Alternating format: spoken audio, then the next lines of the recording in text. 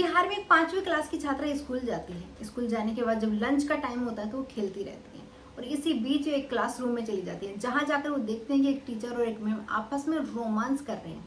जब इस स्थिति में उन दोनों को वो देखती हैं तो वो वापस उस रूम से निकलने की कोशिश करती है। इसी बीच वो टीचर उस लड़की को देख लेता है, उस लड़की को अंदर बुलाता है और उससे कहता है कि जो भी तुमने ये सब कुछ देखा है, अगर तुमने किसी को बताने की कोशिश की तो तुम्हारी टीसी काट दी जाएगी। उसे डराते हैं, धमकाते हैं। वो लड़की इतनी ज़्यादा डर जाती है कि दूसरे दिन स्कूल जाना बंद कर देती है।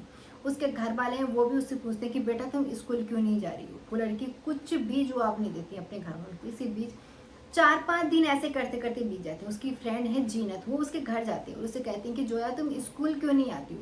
तो अपनी फ्रेंड को सारी बात बताती हैं कि कैसे वो क्लासरूम में खेलते खेलते पहुंच गई थी। वहाँ पे जो टीचर है उसने उसे ऐसे डराया धमकाया। सारी बात तो अपनी फ्रेंड जीनत को सारी चीज़ें जोया बताती है। इसके बाद जीनत कहते हैं कि कोई बात नहीं, तुम डरने की तुम्हें ज़रूरत नहीं है, तुम मेरे साथ स्कूल चलना और हम सारी शिकायतें हैं वो प्रिंसिपल से करेंगे। ये सारी चीज़ें जब जोया से जीनत कहती हैं तो वो कहती हैं कि ठीक है मैं कल स्कूल आऊँगी।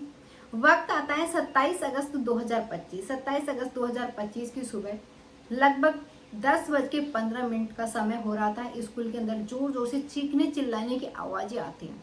लोग समझ नहीं पा रहे थे कि चीखने चिल्लाने की आवाज़ें आ कहाँ से रही है। जो स्कूल में बच्चे हैं सब अपनी अपनी क्लासों में बैठे हुए थे।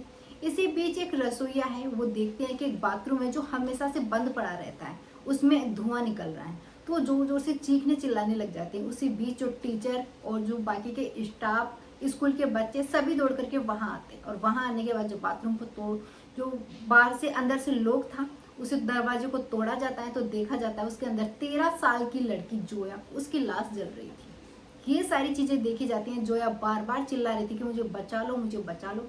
इसके बाद कोई भी उसकी मदद के लिए आगे नहीं आता है। एक रिक्शा बुलाया जाता है, ई रिक्शा के माध्यम से उसे पास के पटना में हॉस्पिटल है उसमें एडमिट करवाया जाता है। एडमिट करवाने के बाद जब उसका इलाज चलता है तो जो हॉस्पिटल वाले वो कहते हैं कि आखिर इस लड़के की हालत कैसे हुई और इस लड़की का नाम क्या है, ये कैसे जली। लेकिन जो स्टाफ वाले हैं उनमें से कोई भी इसका जवाब नहीं देता है और उसे लावारिस बताया जाता है। कहते हैं कि हमें नहीं पता ये लड़की कौन है, स्कूल में इतने बच्चे आते हैं तो हमें पता नहीं ये लड़की है कौन आखिर। जिस स्कूल में अगर बच्चे पढ़ते हैं, जो सरकारी स्कूलें रहती हैं, खासकर इनमें ये सब चीज़ों का पता रहता है कि ये लड़की कौन है, इसके माता पिता का नाम क्या है, क्या करते हैं, सारी चीज़ों का बाकायदा डाटा रहता है। उसके बावजूद भी वो स्टाफ ये कहता है कि हम नहीं जानते इसके माता पिता कौन है, कौन सी क्लास की ये छात्रा है। सारी चीज़ें कोई भी बताने को तैयार नहीं था। इसके बाद जो हॉस्पिटल वाले हैं पुलिस को इन्फॉर्म करते हैं। पुलिस मौके पे आती है, एफआईआर दर्ज करती है। जब पुलिस सख्ती से पूछताछ करती है तो जो स्टाफ है वो बताता है कि दरअसल ये लड़की है, इसका नाम जोया और इसकी उम्र लगभग 13 साल है, ये 5th क्लास में पढ़ती है। जो इसके माता पिता हैं इनके बारे में बताया जाता है। दरअसल जो इसके पिता हैं वो सब्जी बेच करके गुजारा करते थे, एक गरीब परिवार से बिलोंग करती थी। इसकी माँ है ये दाई का काम करती थी। लगभग 10:15 पे उसे वो जलती हुई पाई गई थी। इसके बाद उसे हॉस्पिटल में एडमिट करवाया था। 12 बज जाते हैं। 12 बजे के बाद जो उसके घर वाले हैं उन्हें इन्फॉर्म किया जाता है कि तुम्हारी बेटी है, इस हालत में वो मिली थी। इसके बाद उसे हॉस्पिटल में एडमिट करवाया गया। हॉस्पिटल का पता बताया जाता है और वहाँ पे उसके परिवार वाले जाते हैं। जब जाते हैं और लड़की है उसका 90% शरीर जल चुका था, वो पूरी तरीके से झुलस चुकी थी और उससे पूछताछ की जाती है। मीडिया वाले ये सब सामने आते हैं, उस लड़की से पूछा जाता है तो वो कहते हैं कि मुझे नहीं पता मैं कैसे जली, बस ये पता है कि जो मेरा बाथरूम है ये बाहर से लोग था और किसी ने मेरे ऊपर कुछ डाला था लिक्विड और बाद में आग लगाई थी।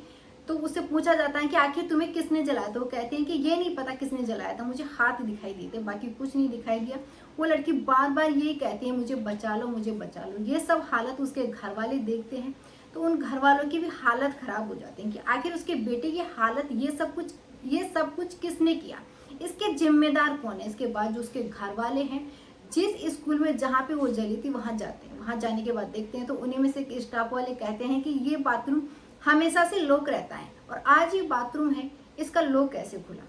ये बात जब उसके घर वालों को पता चलती है तो वो रोड पे बैठ जाते हैं, हंगामा करते हैं। जो स्टाफ है स्कूल के उनके साथ भी मार पिटाई करते हैं, पुलिस वाले हैं उनके साथ भी हाथापाई करते हैं।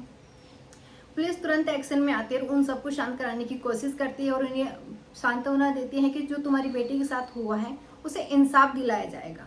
और इसके बाद जो उसकी बेटी है, उस गरीब माँ बाप की बेटी है, उसकी मौत हो जाती है। बहुत ही दर्दनाक मौत होती है, उसे जिंदा जला दिया जाता है। इसके बाद जो उसकी फ्रेंड है जीनत, वो मीडिया के सामने आती है और वो सारी हकीकत बताती है। वो कहती है कि दरअसल जो जोया है, इसने एक टीचर है, उनकी स्कूल के अंदर पढ़ाते हैं, उसका नाम बताती है कि ये और मैम है आपस में रोमांस कर रहे थे।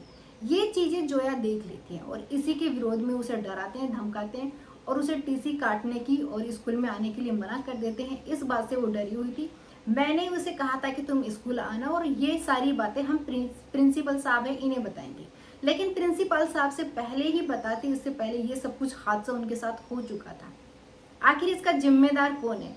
इससे पहले जो उसके घर वाले हैं वो मीडिया के सामने आते हुए वो कहते हैं कि इससे पहले एक लड़की और है जो हॉस्टल की 5वीं मंजिल से कूद करके अपनी जान दे दी थी। और जो पुलिस वाले ये सब कुछ बता रहे हैं कि जहां छानबीन की जाती है तो बाथरूम के अंदर एक केरोसिन की बोतल मिलती है, जहां उस लड़की की जली हुई लाश मिली थी, सॉरी लाश नहीं मिली थी, 90% शरीर जल चुका था, वहां से केरोसिन की बोतल मिली थी। तो ये कह रहे हैं कि इसने अपने आप लगाया, लेकिन वो बेटी बार बार कह रही है कि मैं खुद नहीं जली, किसी ने खिड़की में से मुझे जलाया। ये सारी चीजें वो बयान के अंदर भी कह रही है।